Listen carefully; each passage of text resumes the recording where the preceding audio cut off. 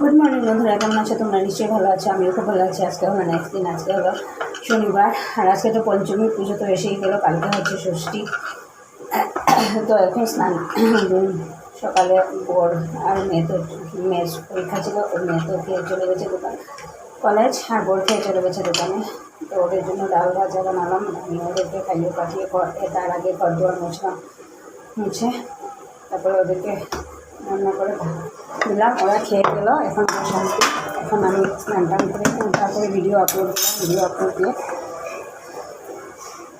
আপলোডে বসে স্নান করে আসলাম। স্নান করে এসে স্নান করে আসলাম, এসে জলে এসেছিলো, জল উঠালাম, উঠিয়ে এখন এসেছি ব্রেকফাস্ট বানাতে আমার আর শাশুড়ির জন্য। তো আজকে ব্রেকফাস্টে বানাচ্ছি রুটি আর আলু, মিষ্টি কুমড়োর তরকারি।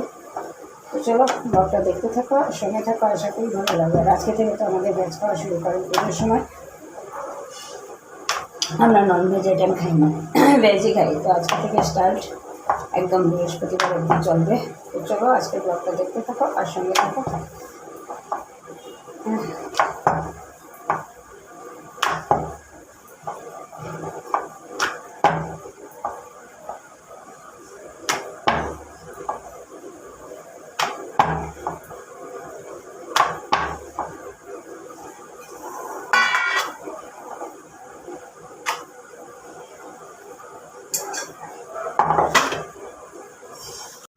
তো এই যে বন্ধু, সকালে ব্রেকফাস্ট বানিয়ে নিয়েছি, যে রুটি, আলু কুমড়োর তরকারি আর চা।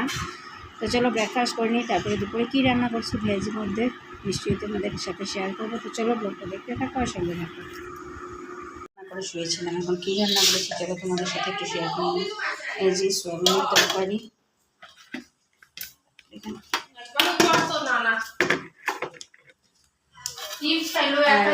একটু ঝালি রান্না করেছি, আর হচ্ছে হাঁড়িতে ভাত।